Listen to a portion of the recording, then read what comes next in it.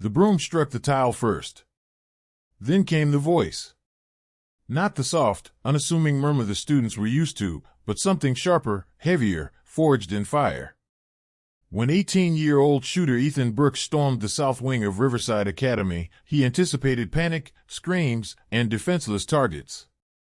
Instead, he encountered a 60-year-old custodian who moved like a shadow, thought like a strategist, and acted like someone who'd faced this before. Because he had. Welcome to Unsung Heroes. Before we dive deeper into this gripping tale, drop a comment with the city you're reading from today. If you believe stories of courage like this deserve to live on, smash that subscribe button to keep these heroes' legacies alive. Nobody paid attention to Samuel Carter. For 4 years, he'd been a ghost in the halls of Riverside Academy. Every morning at 6 o'clock sharp, he'd arrive, slip into his faded blue jumpsuit, and wheel his creaky cart through the same path, south corridor, science labs, cafeteria, then over to the north wing. A steady routine, a silent existence. The students called him Sam. His last name was a mystery, and no one cared to ask. He was just the janitor. The quiet, head down, barely speaking old man. Some kids would taunt him. "Yo, Sam, gonna make those floors sparkle today?" they'd yell, sprinting past. He'd offer a small smile, a nod, and keep mopping. But none of them noticed his hands. If they had, they might have seen the faded scars, the knuckles thickened from years of strain, the way he gripped a mop handle like it was a weapon. To them, Sam was just a custodian, as unremarkable as the tiles he polished daily. Carter's past was buried beneath the cleaning rags in his cart.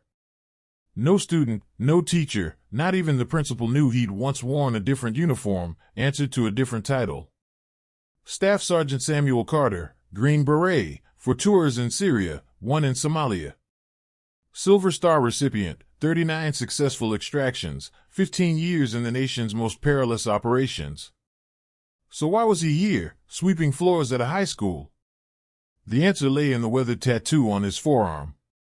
Beneath the Special Forces insignia, inked in tiny letters, was a date, Aleppo, 2018.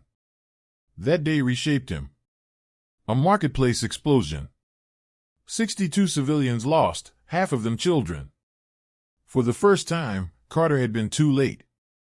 After retiring, he vowed to protect the vulnerable, not in war zones, but in the quiet corners of everyday life. Silently, he became Riverside Academy's unseen guardian. Sam wasn't just cleaning floors. He was mapping blind spots, noting exits, running mental drills for worst-case scenarios. That Wednesday morning felt like any other.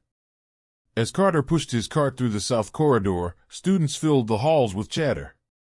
Emily Gwynn was grumbling about her chemistry quiz. Lucas Mendez was hyping up the soccer match. Olivia Park's phone buzzed with notifications. Ordinary noise, ordinary life. At 10:15, Ethan Brooks breached the school's main entrance. Brooks wasn't unknown here. A dropout from 2 years prior, he'd fallen into a dark spiral, radicalized in online echo chambers, fueled by resentment. Today, he returned with a rifle, ammo stuffed in his duffel, and a twisted plan. Security guard Clara Thompson spotted him. "Ethan, haven't seen you in ages." "How's it going?" she called warmly. The response was a gunshot to her shoulder. As Clara crumpled, Brooks marched toward the central hall. The first shot lit up Carter's instincts. His trained ear clocked it instantly, AR-15, main entrance, roughly 150 meters out. More shots would come. He let the broom fall. In that moment, Sam the janitor vanished, and Sergeant Carter snapped into focus. "Everyone down," he roared, his voice cutting through the chaos. It was a voice the students didn't recognize, commanding, unyielding, born of battle. Emily Gwynn froze, stunned that Sam could sound like that. Lucas Mendez couldn't fathom the old man's voice carrying such force. But neither hesitated, they dropped, because that voice demanded obedience. Carter grabbed a spray bottle from his cart. It wasn't filled with cleaner, it held capsaicin spray. The compact walkie-talkie he pulled from his pocket wasn't standard issue either. It was a relic from his old network. Base, this is Sentinel. Active shooter at Riverside Academy. South wing breached. Students at risk. Engaging now. The reply crackled through. Sentinel, this is Base. Police ETA 7 minutes. Hold position. Negative, Base. No time. Kids are in danger. Carter switched off the radio. 7 minutes was an eternity. Brooks could take out 30 students in that hallway in 7 minutes. Then came the second shot. Screams erupted, piercing the air. Samuel Carter edged cautiously around the corner of the south corridor. Brooks stood in the center of the main hallway. Clara Thompson's wounded form slumped behind him, rifle in hand, a cold fury in his gaze. Students scrambled in terror, but Brooks was calculated, picking targets, aiming, firing. Carter's mind kicked into tactical overdrive. Distance, 45 meters. Target in open space, no cover. High risk to civilians. Dense student presence in hallway. Approach, south stairwell. Flank from the side. Element of surprise intact. Target unaware of my position. But Carter had no firearm, only his pepper spray. Decades of combat experience and a heart that dreaded nothing more than failing these kids fueled him. A flicker of hesitation. 0.2 seconds. Decision made. Carter slipped into the hallway, using the noiseless movement he'd honed over years. No sound from his steps. Breath steady. Body in predator mode. He closed the gap, 35 meters, 25 meters, 10 meters. Brooks spun around. Their eyes met. Brooks faltered, startled to see the old custodian. He didn't expect a threat from this man. But Carter had seen that darkness in Brooks' eyes before, in Aleppo, in Mogadishu, in the stares of enemies on the brink of collapse. Who the hell are you? Brooks yelled, swinging his rifle toward Carter. Samuel Carter, he replied, voice low and steady. And I won't let you harm these kids. Brooks sneered. You? A washed-up janitor? You're gonna stop me? Yes, Carter said. I am. Brooks pulled the trigger, but Carter was already moving. Instincts forged in firefights took over. Split-second calculations. He dove right, hurling the pepper spray. It struck Brooks square in the face. Brooks howled, stumbling back, eyes burning, but he clung to the rifle, firing wildly. Bullets tore into the ceiling, shattered a window, ricocheted off lockers. Carter seized the moment. Despite his 60 years, he moved like a man half his age. He lunged, grabbed Brooks' wrists, forced the rifle upward, and drove his knee into Brooks' gut. Brooks gasped, air knocked out of him. The rifle clattered to the floor. Carter caught it midair, yanked out the magazine, cleared the chamber, and tossed the weapon down the hall. Then he wrestled Brooks to the ground, locking his arms behind his back in a textbook restraint hold. It's over, Carter said, calm as stone. Stop fighting. Brooks thrashed, but Carter's grip was iron. Techniques from Green Beret training held firm. Police sirens wailed in the distance, arriving in 6 minutes, not 7. Carter activated his walkie-talkie. Base, this is Sentinel. Threat neutralized. Suspect detained.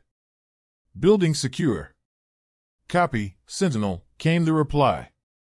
Outstanding work. When the police stormed in, they found an astonishing scene, the old custodian pinning the shooter to the floor, students huddled safely at a distance. No student injuries. Clara Thompson was rushed to the hospital, she'd pulled through. SWAT team leader Lieutenant Daniel Rivera approached Carter. Sir, I'm Lieutenant Rivera. Thank you for securing the situation. But, who are you? Carter stood, brushed off his hands, and resumed his old stance, back straight, shoulders squared, eyes resolute. Staff Sergeant Samuel Carter, Green Beret, retired. Rivera's jaw dropped. You're a beret? Was, Carter said. Now I'm the janitor here. What happened at Riverside Academy wasn't just the stopping of an attack, it was the unveiling of a legend. Students, teachers, police, and reporters all asked the same question: who was this man, really? Rivera wrote in his report that night, "Today, I met a hero. He didn't act for glory. He was just doing his job." The next day, Carter returned to work. Same blue jumpsuit, same cart, same route. But everything had changed. Students now looked at him with awe. They called him Mr. Carter, not Sam. Respect laced their voices. Emily Nguyen approached him, voice shaky. "Mr. Carter, yesterday, you saved us." Carter paused, meeting her gaze. His eyes glistened, but he smiled. "No, Emily. You were already safe. I just made sure of it." Lucas Mendez piped up, curious. "Were you really a Green Beret?" "A long time ago," Carter replied. "Why'd you quit?" Carter considered this. "Because wars don't end, Lucas. They just move. Sometimes the biggest fight is in the quietest places." Olivia Park asked, "Why didn't you tell anyone?" "No need," Carter said. "As long as you're safe, it doesn't matter who I am." By noon, local news outlets were airing Carter's story. Headlines flashed: "Hidden hero, Green Beret veteran turned janitor stops school attack." But Carter gave no interviews, avoided cameras. That evening, Principal Laura Bennett summoned him to her office. "Sam," she said, "why here? With your past, why work as a janitor?" Carter gazed out the window. Students were heading home, safe, alive, with futures ahead. "Mrs. Bennett," he said, "I couldn't save a marketplace in Aleppo. 62 people died, half of them kids. I see them every night in my sleep. But here, I protect 1,200 kids every day. This is my redemption." Bennett's eyes welled up. "Sam, you're a true hero." "No," Carter said, shaking his head. "Heroes fall. I'm just a survivor. And every day I survive, I owe it to them to keep you all safe." A week later, Riverside Academy resumed its rhythm. Security was tightened, counselors were brought in, life moved forward. But the way people saw Carter never went back to normal. Now, when he swept the halls, students waved. Teachers nodded with respect. Parents stopped to shake his hand. Carter acted like nothing had changed. Same humility, same silence, same resolve. One day, Lucas Mendez asked, "Mr. Carter, weren't you scared when he aimed that rifle at you?" Carter paused. "No time for fear, Lucas. I just did what needed doing. For you. For all of you." That night, a Pentagon statement aired on the news. "We salute Staff Sergeant Samuel Carter's extraordinary bravery in civilian life. He embodies the values of a Green Beret, wherever he serves." Carter switched off the TV. He'd earned medals, heard praise before, but none felt as real as that day, because it came from the kids he'd kept safe. The next morning, a small sign hung at the school's entrance, put up by the students: "Thank you, Mr. Carter, our silent guardian." Carter smiled but left it up. Maybe they needed to see it. Maybe the world needed a reminder of what true heroes look like. He grabbed his broom, pushed his cart, and got to work. The halls of Riverside Academy needed cleaning, and Samuel Carter, as always, was just doing his job. Some heroes soar in capes. Some fight in fatigues. But the greatest ones guard in worn jumpsuits, watching quietly, acting when it counts. Because true strength lies in staying hidden. Samuel Carter never sought fame, never chased medals, never needed to prove his worth. He showed up each morning, went home each night, and in between, he protected 1,200 kids. That was enough. Now I ask you, have you met someone like Samuel Carter? Someone who serves without fanfare, expects no thanks, just does what's right? Share their name in the comments. Tell their story. Because here at Unsung Heroes, we believe the greatest tales don't shout, they wait. If this story touched you, subscribe, share, and help us keep these voices alive. Until next time, if you see a quiet figure sweeping the halls, look again. They might just be cleaning the floor, or they might be guarding your life.